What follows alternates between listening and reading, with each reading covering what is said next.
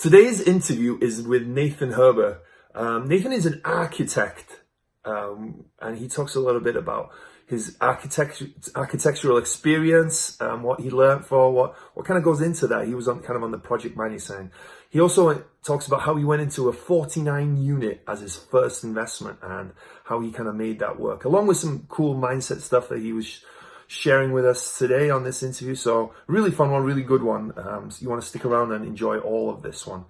As always, like and subscribe on Wrestling with Real Estate, the YouTube channel. Go to the WWRE Podcast and give me a 5-star rating and write me a great review if you think it's worthy, which I'm sure it is. And I'm looking to speak to as many of you as possible, right? As many of you that's interested in real estate and you feel like a 30-minute conversation would be beneficial to you in whatever way I could help you.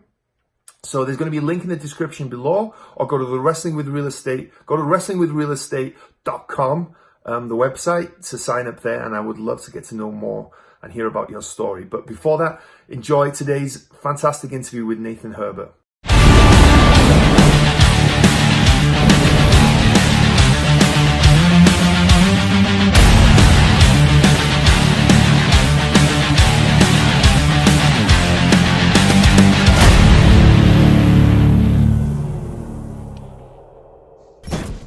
Hello and welcome to Wrestling with Real Estate, where we look to chokeslam all your real estate problems. I'm your host, former WWE wrestler and now Cirque du Soleil performer, and of course, multifamily real estate investor Barri Griffiths. Now today we're joined by Nathan. Hey Nathan, how you doing, man? I'm doing great, Barry. How are you doing? I'm doing fantastic. I'm excited to get into today's talk. We were chatting a little bit before, and it's going to be a fun one, I can already tell. But before we dive in a little bit more, do you want to kind of tell us a little bit more about yourself, a bit about your background, what you're currently focused on and whatnot? Absolutely, sure. Yes. So I was born and raised in Lafayette, Indiana. I'm a Hoosier for all those Indiana folks out there. And then I moved out to New York after I graduated school. Basically, I knew I needed to challenge myself. So I had to put myself out there into an unknown environment. So I'm an architect by trade. So I was out in New York for about 13 years. So a good amount of time. I met my wife 6 months in to moving out there. So after that, we started dating for a couple months and proposed, and a year and a half later, we've been married now for 12 years. So that's been good. I worked in architecture. I started on the corporate office side, and then which we'll get into a little bit more. I started working in real estate for developers, mainly mixed-use retail. So I got my first taste in real estate. And then about a year and a half ago, we moved down to Greenville, South Carolina, which we absolutely love. What brought you to South Carolina? Honestly, the most direct answer to that is my son has special needs. He's got cerebral palsy. We were looking for a school up north. We just we just wanted something better for him, for his specific needs. So we had a desire to move out of New York for a couple of years. There's various reasons there. Just raising a child with special needs in general is just logistically challenging. We lived out in Queens specifically, for your New Yorkers out there. And just parking, getting to the doctor's appointments, just the apartment itself, not all the equipment could fit through all the doors. So Greenville has a school called the Meyer Center for Special Children. And when you walk into that school, you're like, we're going to figure out a way to get down here. It was just incredible. So we were on a 2-year wait list. And then we had to pull the trigger in 2018 because he started getting near the single digits. And we have residency down here. So it was a little bit of a risk. We didn't know if he was going to get in or not. And he got in. So it's been a blessing. Oh, good. I'm glad that worked out for you guys, and thank you for sharing the story. Yeah. So then you talked about you started out in office and retail as an architect. Mm-hmm. So I've interviewed one architect previously, and it was really interesting to me. And maybe you get this all the time, I don't know, but in terms of me thinking what an architect does, right? It's just, and hopefully this doesn't sound disrespectful, but the drawings, right? The planning of the building, but there's so much more that goes into it. Once I spoke to her, you've got to take so much more into consideration than just making a pretty building, right? And making the layout correct or whatever like that. Maybe talk a little bit about, as an architect, what you consider that you do in terms of as a job, I guess, and as a profession in doing these amazing buildings. Yeah, sure. Yeah. So what my role was is on the project management side. So every office is a little different. Some are, you have a design group and then you have a project manager group.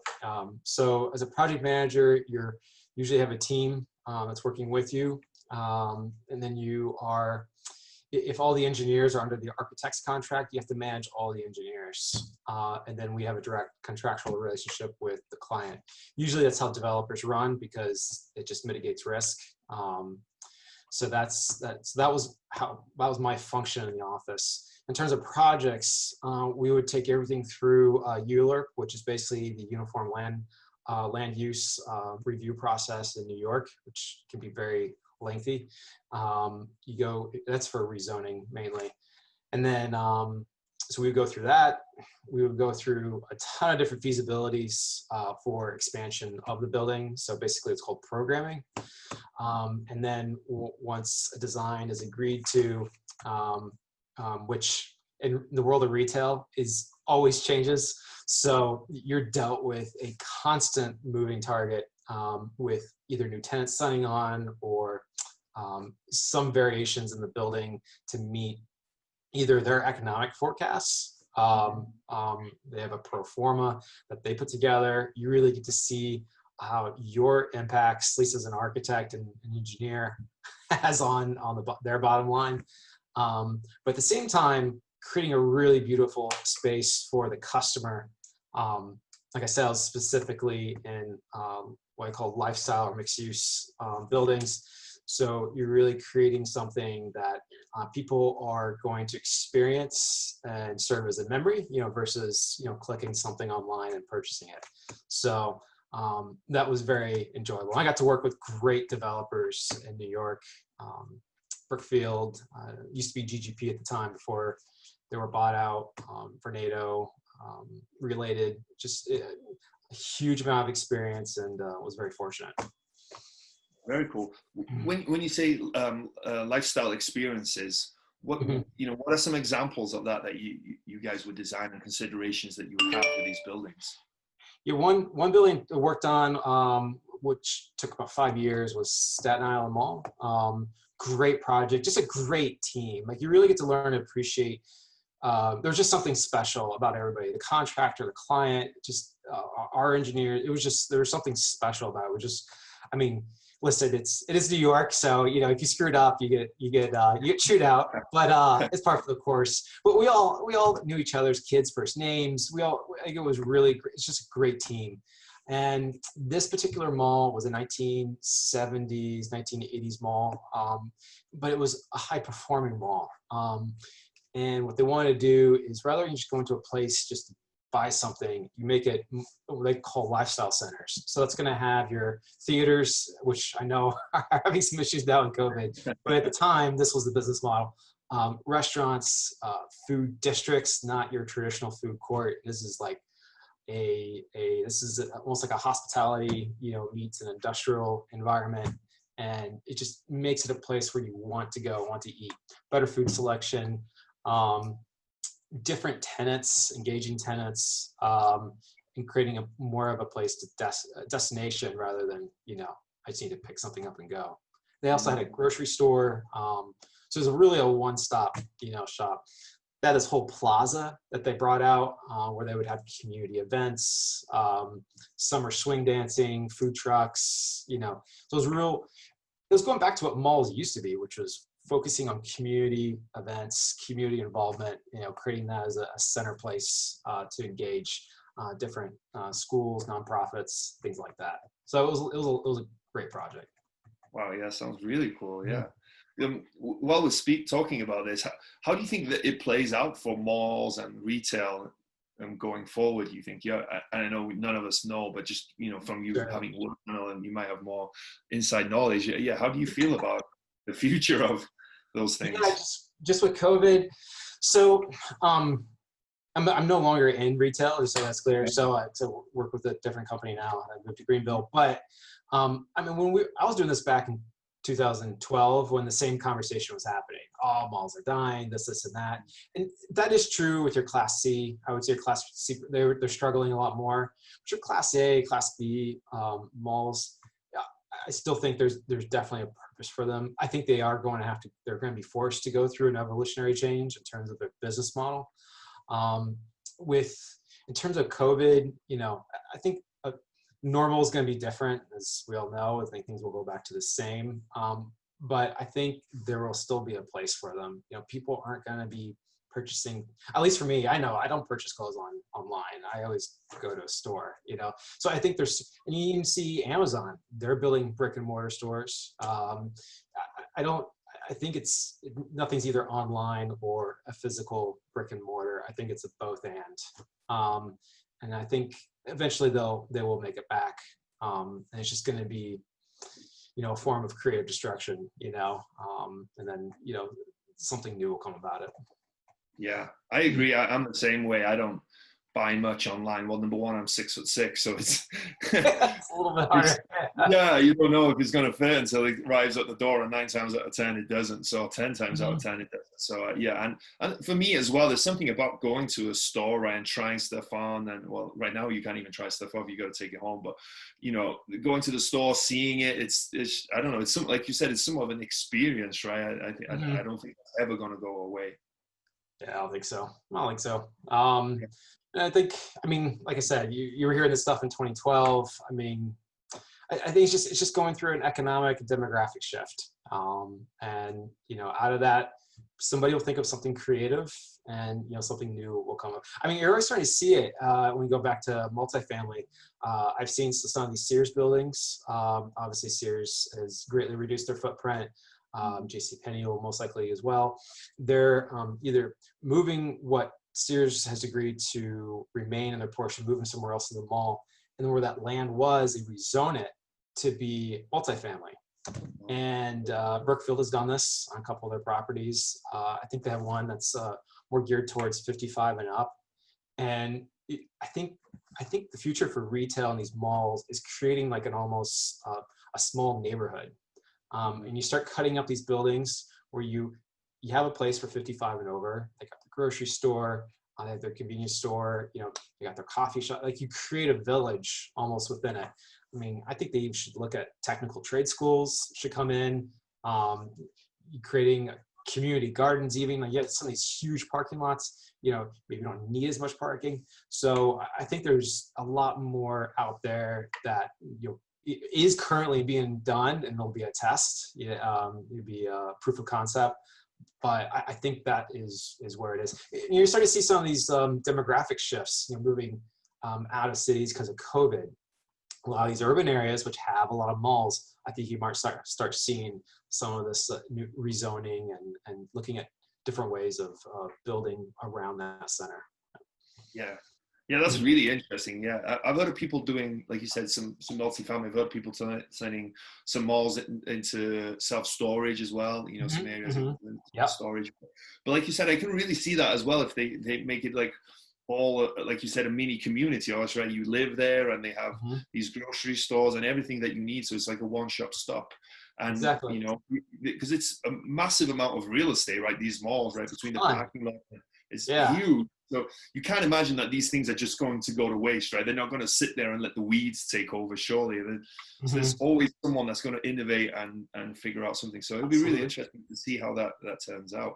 So that you mentioned that you transitioned from what is your current job? What do you do currently as an architect? So one thing I wanted to do is, I know I wanted to get more involved in real estate. So I wanted to step out of architecture in a traditional sense and either work for a real estate company or development. So I got blessed with a job down here with Cushman Wakefield in Greenville. And I basically work for a couple of offices on their project management division, which is what I was doing similar in New York. But then I also work with brokers on build-to-suits. So if you, particularly in office and industrial, so if you have a building you want to build specific to your company's program, then that's what you would hire us to do. So basically they work on the lease execution side in terms, and I'll create a master plan that takes inventory of your processes and your metrics and how you lay out your space in order to get a building, one, that you want, and then two, comes in at a bid that gets placed into your lease agreement. So it's a lot more, it serves a client a lot better, and they're getting something they know they want, and then they're not having all these change orders or things just not thought through later in the process. Oh, interesting. And Yeah. you work mainly with commercial brokers? I do, mainly with commercial brokers, yeah, on the office and the industrial side. Yeah. Oh, nice. Does that help you? Because obviously you're involved in multifamily as well. Does that help Sure. you get deals and have those connections? So I mean, it's no sole secret. Cushman's happens to be a larger company. They do multifamily as well. Yes, I have looked at some of their properties. They're typically way larger than what even I'm even looking at. So those are usually all syndication models. My target focus is a little different. It's a little more smaller. So but in terms of just exposure to everything that goes into a build-to-suit, everything that goes into a lease, and seeing how those numbers are achieved, it's huge. I mean, it's a massive, that's where the learning curve is. But it also relates to what we do in real estate. So I mean, I love it. It's great. And so it's really engaging. Yeah, that's really interesting. But as you mentioned that you had an interest in real estate. What piqued your interest in real estate? Was it just being in architecture, or was there something else that piqued your interest about real estate, you think? Yeah, that's a good question. So I belong to an education program called the Jake and Gino Community. I knew Gino back in 2008. We got to go over to his house quite a bit. We met through a church group, and I saw his transition from being a chef and going into his large company that he has now. So that was very inspiring, and saw how he could provide for his family. To my inklings in real estate was working with developers. And one of the developers I knew, he also owned properties, and he says, I'm going to retire, pretty much, in my 60s, and I won't have to, worry about, what my, he didn't have 401k, but basically where his retirement package was, I don't have to worry about that. I was like, oh, that's interesting. I met a couple of other people too that did it. You just it starts trickling in your mind, like, okay. And then we had Caden.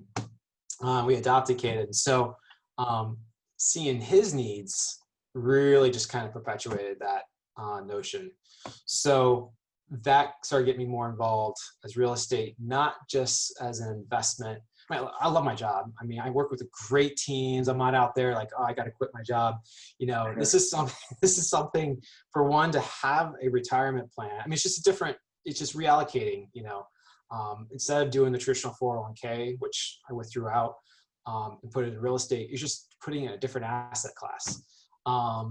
And ultimately it'll go into some form of trust that will help provide for Caden. So that's the end game, and the why, to why real estate. I just love buildings too. I've worked on it my whole life. Even as a kid, I worked in construction for a while. I love buildings. That's awesome. That's awesome. Mm-hmm. Yeah. And I think that's what I love about real estate. It's like, it can be whatever you want it to be, right? In terms of creating that life and that investment for you. You can sculpture it and make it into whatever you want it to be, right? Like you said, a lot of people, they want to do it because they want to get out of their job ASAP, right? Which is cool. Real estate can do that, but I'm similar to you. I have a great job. I work for a great company, it's Cirque du Soleil, and I'm in no rush to leave. But I realize I need a plan B, and that's kind of my story. And you kind of have a similar story. You're not in a rush to leave your job, but you see the power of real estate and what it can create and what it can do for you. And I think I'm surprised that more people obviously a lot of people do invest in real estate, but everyone's caught up in the 401k, the IRA, and those can work. But to me, what I always saw with those is that you're drawing down on that money every time, right? Whereas if you create cash flow in real estate, that money keeps coming on in every year. And for the most part, let's generalize here a little bit, but that asset is going to stay at least the same in value, if not go up, right?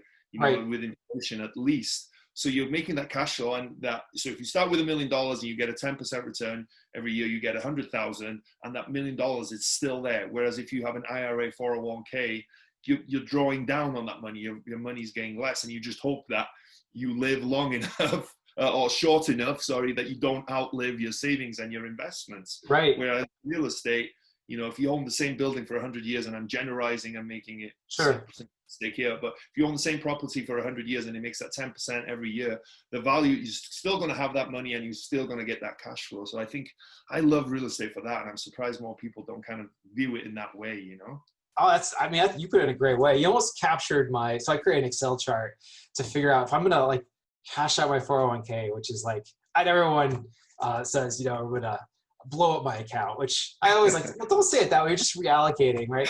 So you almost perfectly said, much better way than I could say it, how I put my Excel formula out. And I did have some help with a financial analyst. So I looked at my retirement, let's say like I retire, I forget what I put at 60, I think 68 or 72. But basically the amount of taxes I would pay after I start withdrawing is still the same amount that I'm going to get penalized this year. So you're still paying no matter what. But looking at a 5-year window, looking at the property you have now at a 5-year window, assuming that you would refinance or sell, the return was just a no-brainer. Like once you include cost segregation, appreciation, obviously depreciation with cost seg, and then obviously just regular cash flow, you start seeing like, wow, it was just a no-brainer. Once I saw the two percentages between the stock market, something you have absolutely very little control on, or with an asset that you have more control and you're making an impact in your community, it was a no-brainer. Yeah, I agree. And I like that control aspect of it as well, right? Especially with multifamily. If you control the NOI, you control the value and the cash flow, right? You're in control of that. So for anyone that doesn't know, NOI is net operating income. It's basically income minus the expenses, right? That's the very basic explanation of it.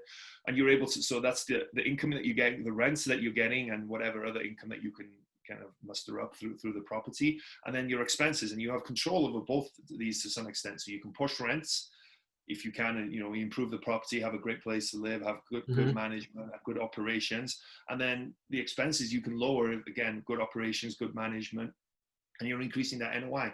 So you're increasing the cash flow that you're making, but also you're increasing the value of the property, because in commercial it's valued on that income approach. So you have control over those two of those things, right? And in stocks, like if you buy, the classic example I always hear people talk about is if you have Tesla and Elon Musk goes on Joe Rogan and smokes a blunt, you have no control over that. Yeah. So I think that's great. And again, this is a real estate show. I focus on real estate, and I love real estate. But I'm not saying don't do stocks, right? There's plenty of people that have been super successful in doing stocks. It's just, absolutely. one, I like to talk about it because I think it's good to open people's minds to it. And two, for me personally, and I think you're the same, I think it's a much better investment. That's just my opinion. I'm not saying for anyone, I don't want to get any hate mail or anyone like saying he's done stocks for a while. Right. And I know some really talented individuals that make a living on it, and they're very good at what they do. It's just, it's a lifestyle choice ultimately. I agree with you. I feel like I like investing in something tangible, but and it's also going back to we talk numbers and cash flow and all this good stuff, which is important, but you're making an impact in the community, especially if it's like a value add, it's a depressed asset and you're there to fix it up, and you see, somebody put up their patio furniture out for the first time. That's special, and creating, a better environment. I think is just, we all want, safe, livable communities. And so that's what that gives me so much joy, versus, Tesla going up or down. But also, yeah, and I love that you talk about that. Is that fulfillment you get from making something nice and giving people a great place to live, right? I think now more than ever, it's November 2nd, right? Just so that people have context about when we're talking about. But I think now more than ever, it's important that landlords get seen differently. I think we're for the most part, not the most part, but a lot of times we're seen as these evil people that are just trying to extract as much rent from the tenants and just be these slum lords, and all we care about is making money. But that's not the case, right? Because it's two things. For one, even if you only care about the money, 9 times out of 10, you need to make that property nice to make that money, right? And then, you know what I mean? Because there's cases where slumlords get away with it, but for the most part, you need to improve that property, make it nice, make the tenants feel home to make that money, right? For one, that goes without saying almost to that. But secondly, we do care about our tenants. We're not heartless individuals that's just trying to drain as much money out of tenants and take advantage of tenants.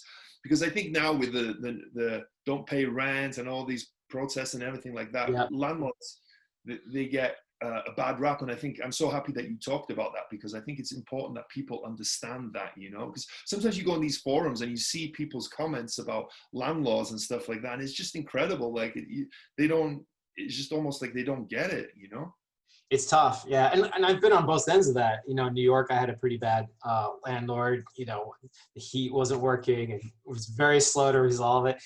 So I've been on the other end of it. And it's tough. But on the flip side of it, like there's a lot of operators out there, investors out there. That, yes, there's a certain performance in the asset that you're looking for, but you got to pay property taxes, sewage, maintenance, all the economies that support that building are extracted out of part of that rent. And then I think going back to what you said is you're creating a space where it's somebody's home. It's not just an apartment. I know we call our places, the residents, they're not tenants, so I think that it's an important mindset. And listen, the property that we have now, it's not a Class A property. It was probably a C- when we bought it, and we'll bring it up to a B-, B+ property. But I think it's invaluable. I agree. Yeah, I appreciate you sharing that. So, what was your first real estate investment? First real estate investment is an apartment complex in Johnson City, Tennessee. 49 units. I met the investors through Jake and Gino. It was through where did we meet? It was in a conference down in Florida. That's where I first met. I met one of the partners and then the other partner, and I was talking.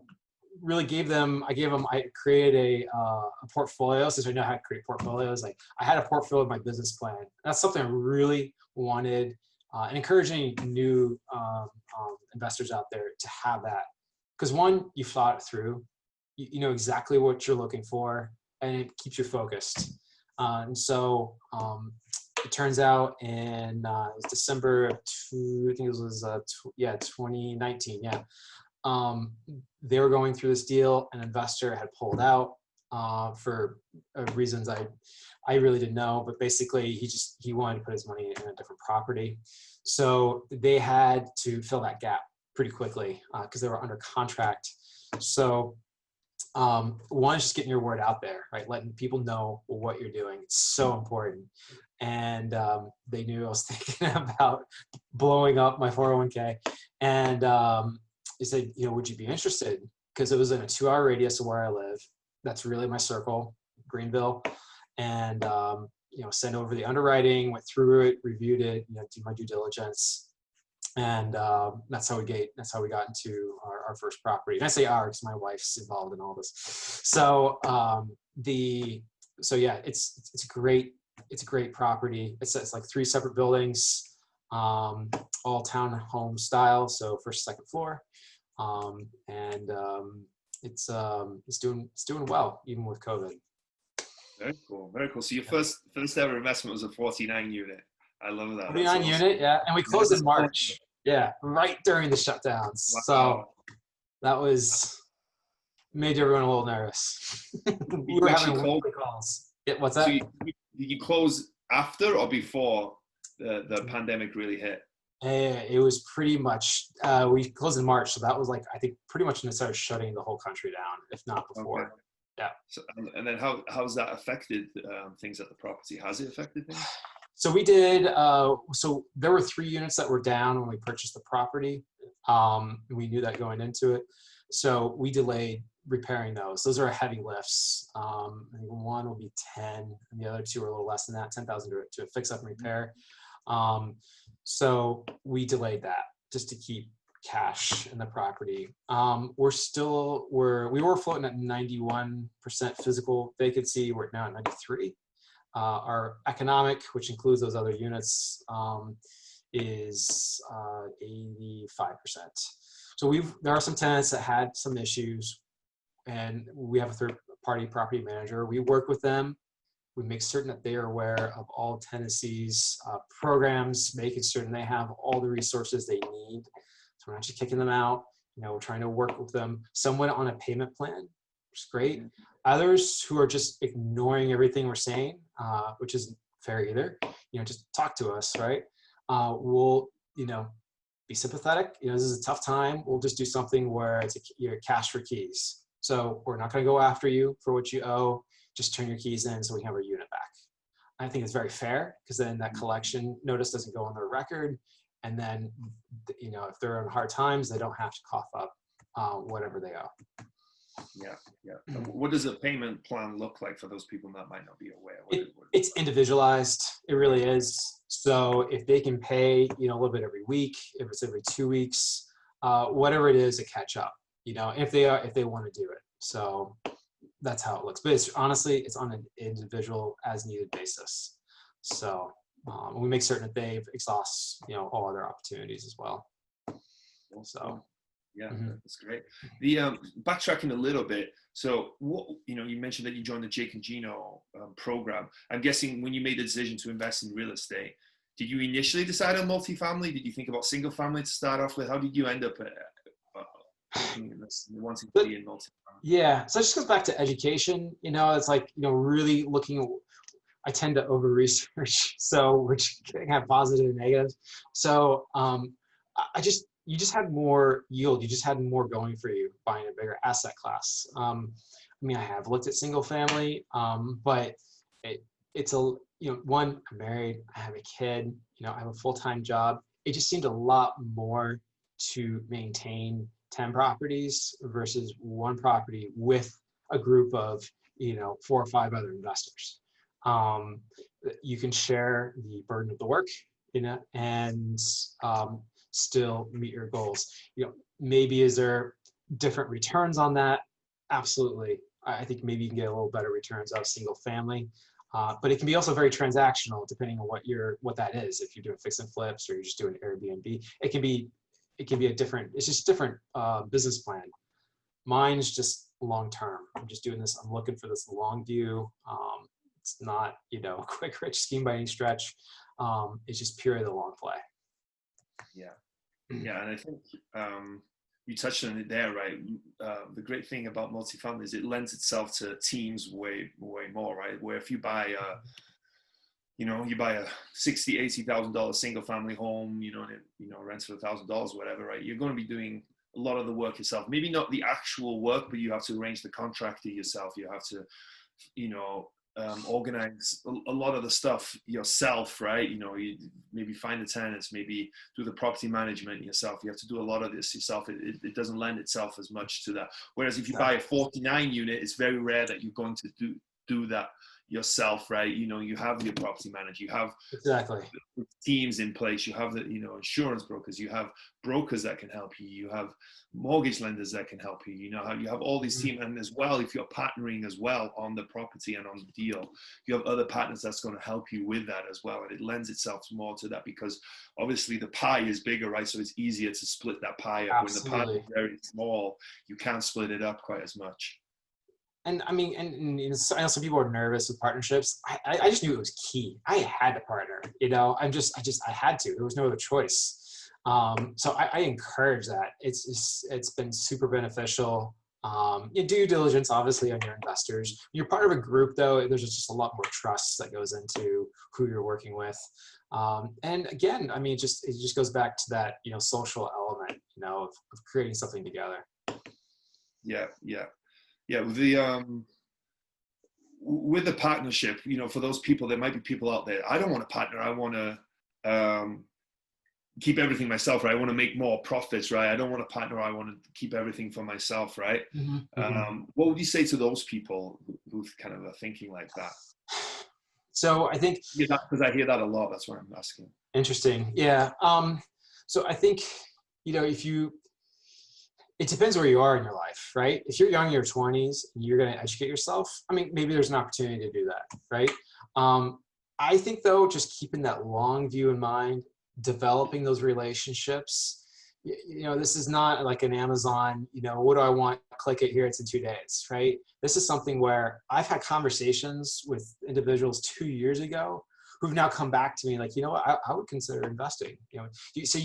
I think it's developing those relationships with other investors will actually help, I think, propel you further later in life versus doing everything on your own. Are there people who do it on their own? Absolutely. There's a lot of learning you can get from that. Putting in the water heater, you know, to whatever work that you're doing, you know, to renovate the space, self-managing, like you mentioned.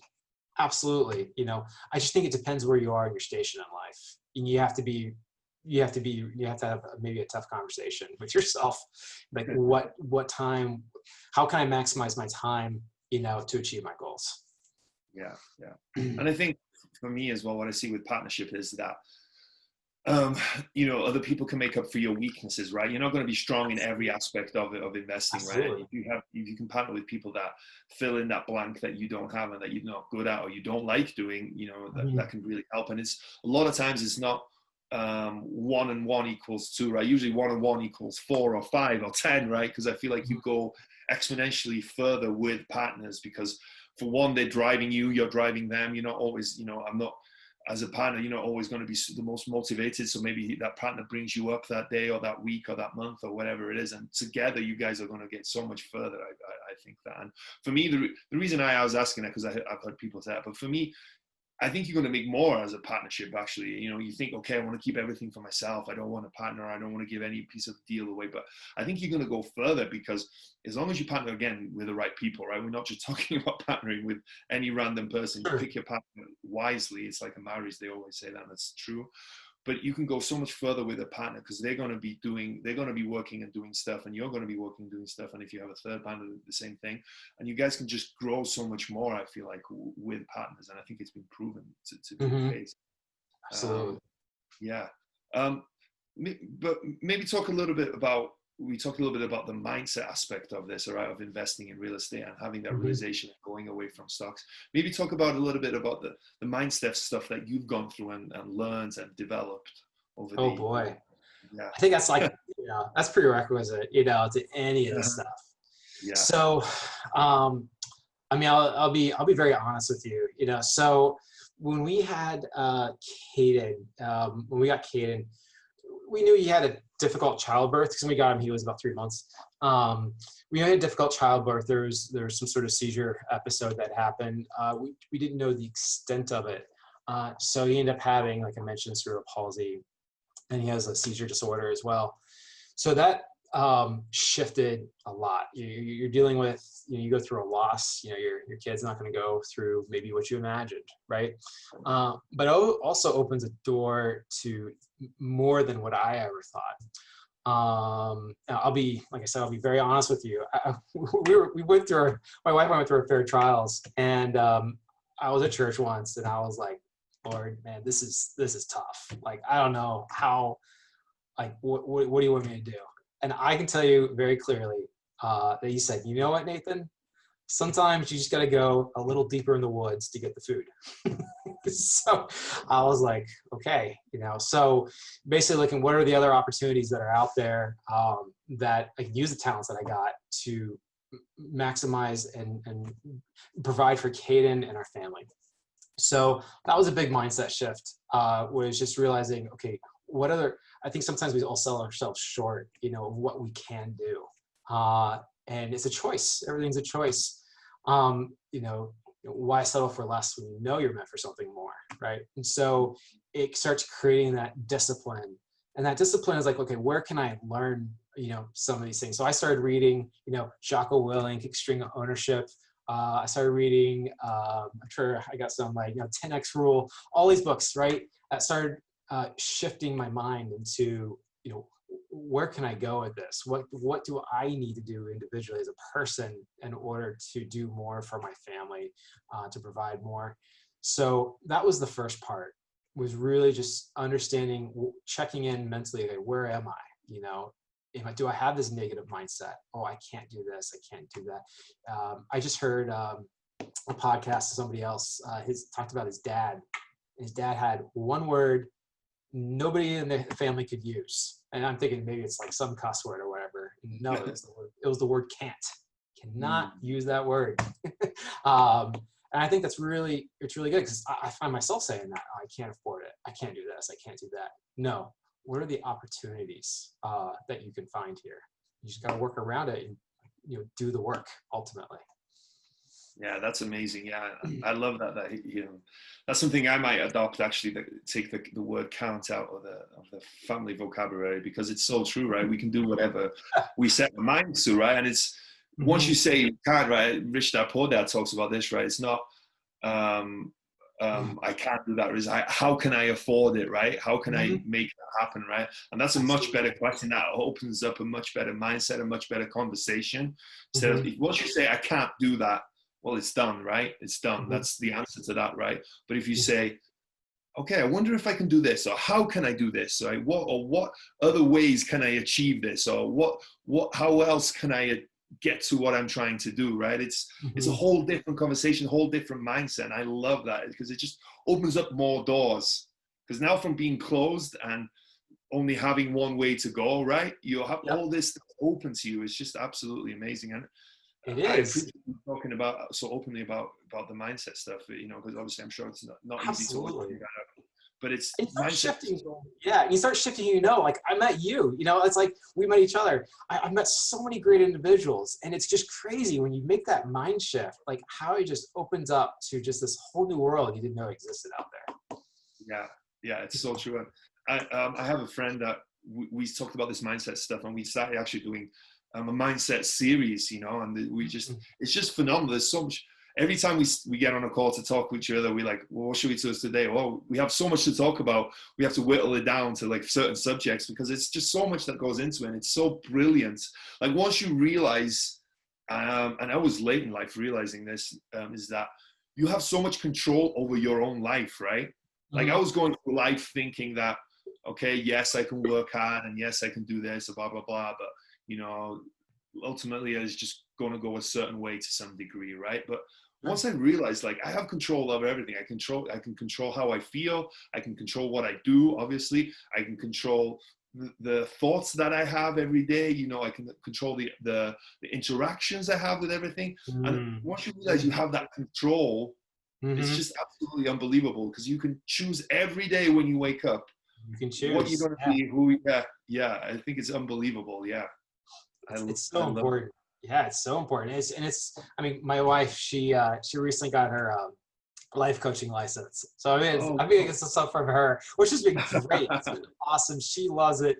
And, like you said, it's a choice. Caden may have a really bad day, but I can choose to be upset, no, okay, this is what needs to get done. Let's resolve it. Is he okay? Okay, let's move on. You can't let it determine your whole day. Otherwise you'll just be a ball of emotions. So it's so important to have that discipline. Yeah. Thank you so much for sharing all that. That's just amazing. That's absolutely amazing. You made the choice that you could have, again, like you could have been sad and let it kind of, those emotions take over, right? And which would have been completely understandable, right, in the situation. But you made that choice to take the positive route and see the positive in it, right? And make things happen. And go a different route, and I love that. And I think it's so cool that you were able to share that with us. So what's next for you? Do you think you have this 49 unit that you guys bought this year? Is it just focusing on that one, or do you have bigger plans? Yeah. So currently, what we're actively working on now is a house hack. So we've got approved for a loan, which is great. So I'm doing a 203 FHA loan. So if people aren't familiar with that, if you're familiar with FHA, it's basically a low down payment. What the 203K portion does, it allows you to roll in the construction costs into the home loan. There is a lot of things you gotta be aware about with it, but it's definitely feasible. So we've got approved for a loan. We're looking for a very crappy house right now. It's definitely gonna be a fixer-upper, but that's the whole point to it. Because it'll kick out two stones in one. So what it'll do is, one, we'll have a rental portion to the house hack, and that'll either be on the second story if it's a 2-story renovation or some sort of detached garage. And then the second part of it is that I'm able to create a home that'll accommodate Caden. So all the doors have to be ADA, so it's 38 inches. We really need his bedroom to be next to our bedroom, ADA bathroom. So rather than throwing money into say it's 10-year-old house and just spending even more, I can consolidate all that only at 3.5% down. And then now you force appreciate the property. It's income producing. And then if you wanted to do it again, you have to live in it for a year. We won't move out that quick, but we could do that in 5 years, and then now it's a rental. And there's just so many, it just opens up so many doors. You can use it, line of credit if you want it. I mean, it just opens a lot of opportunities. So that's the immediate thing that's happening now. Then in terms of just asset class, still looking at, C-, B+ properties, but we're looking for smaller units. So, 15 to 40, it's just much more manageable, especially in this economy. It attracts more mom and pops. So you got more, maybe they want to offload the property at this point. They just don't want to deal with it. So I think it's a better market to go after. We've done some mailing campaigns here in Greenville. We're touring all of the ones that we've, are keeping an eye on, putting them in Excel lists and all that good stuff and documenting it. So there's that. And then much further future aspirations, my big, let's say 10-year goal would be to do a development. I've always had that inkling, and I did it for almost 10 years, so I'd be doing some sort of workforce, affordable housing. So that's your 1, 3, and 10-year goal. Nice. Well, there's some interesting stuff there. So on the 203K, you basically, how it works, right, is that you get 96.5% of the home price and the renovation funded by the FHA loan, which is amazing if you think about it. But there are challenges, right? Is it a lot more paperwork? You have to work with certain contractors, right? What are some things that, as you've learned probably going through the process, that people should know about? Because everybody would like that, but it's not quite as simple as that, I would say, right? Correct. Usually have to go through a mortgage broker. Most banks, especially if you have a rental component to it, some larger banks who do it. I know Synovus this year does it, but they get a little nervous with the rental portion. If you go through a mortgage broker, they're a lot more creative. On some of them, you will even find that they also do that for their own properties. So one, you want to find a team that knows what you're doing and what you're looking for. It's not just a 2 or 3K just to get into a fairly new renovated home. You're doing this whole rental element to it. So one, it's knowing that. 2, contractors is probably the second hardest to finding the home. I just call up. I have a list of questions. I interview the contractor. I've pretty much selected one. Ones that I would recommend are ones that do design build. So that means basically they have an architect in-house. So that means the architect can be rolled into the construction costs. And then you're just dealing with one person rather than the architect and the contractor. So you may pay a little bit more for that, but you also get a little bit better coordination. But they have to be specially licensed, or can any GC be a 2 or 3K? Yeah, they got to be approved. So basically, they've had to have gone through the process before, or either they've been approved in some fashion through the bank. So when they've done several of these. There is a cost schedule that you come to agreement with between the mortgage broker. You also have a 203K, basically acts like a third-party consultant that verifies the work's being completed. You come to a payment schedule. So they got to complete, the kitchen by the second month, as an example. If they don't have it, they don't get their check. The advantage to the contractor, though, is the money's there. It's an escrow. So they don't have to worry about the money not being there. They just, have to keep a little bit more paperwork and have what they said in advance be completed. That's interesting. So, And to some extent, you have the people that there's people that go out and do inspections right before the next draw or not? They do. Yeah, they do inspections. Yeah. And they approve. So you have those people as well helping you in a way, right? Because you do. They can't have shoddy work and they can't not do what they're supposed to, right? Which can be a problem with some contractors. So you have someone helping you in a way. That's exactly. Yeah. And I'm being a little more pain just because I'm an architect, so I can do this. But I drafted out a hypothetical, floor plan, like would be an ideal programmed floor plan with rooms of how we could expand on a 1950s, 1970s house.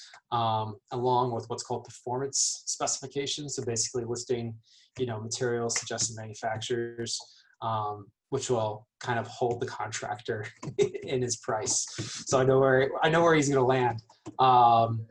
But would that be, which is fun to do. It's fun to do. But yeah, that's where we are with it. And then is your goal then to refinance out of that in a year or so or something? Yeah, 1 year. You have to live in a 1 year before you can sell or refinance. Yeah. So refinance, pretty soon you can take a HELOC on it if you wanted to. And then the line of credit, if you wanted to use that as an investment, not to go on a vacation, if you want to take that out and put it as an investment into something else. Otherwise, it doesn't make sense. Yeah.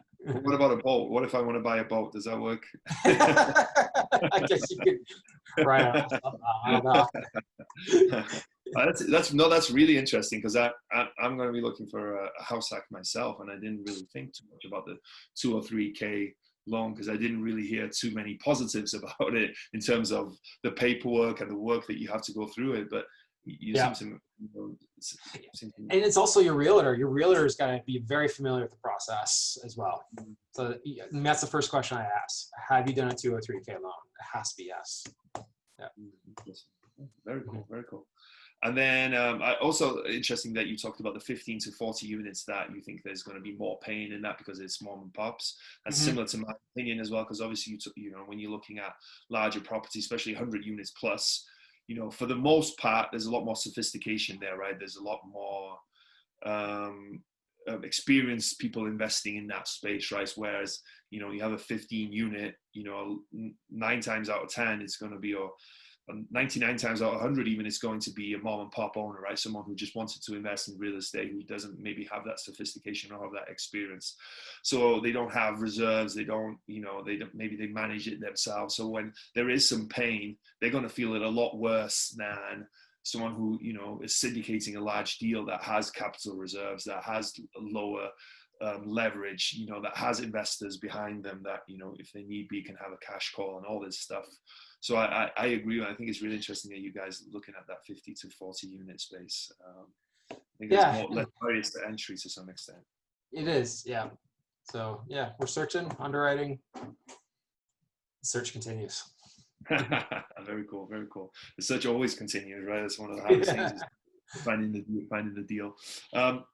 So this show is called Wrestling with Real Estate. So I'd like to ask some wrestling-related real estate questions. So the first one is, what would your wrestling name be? I could give you my nicknames that I had back in college. Well, one of my contractors actually gave this to me on that Staten Island project. Nick Dog with DAWG. All right, so that was one. The other one could be some of my family has. Some of my friends listening to this will start laughing, but I have Amish roots, so my middle name is Yoder. So some people used to call me Captain Yoder. So maybe that might be more appropriate wrestling term. Captain Yoda. I like Captain that, Captain Yoda. Okay, that's really good. I like that, Captain Yoda. So every wrestler has a special move or a signature move. What is your special move in real estate? What is your strategy?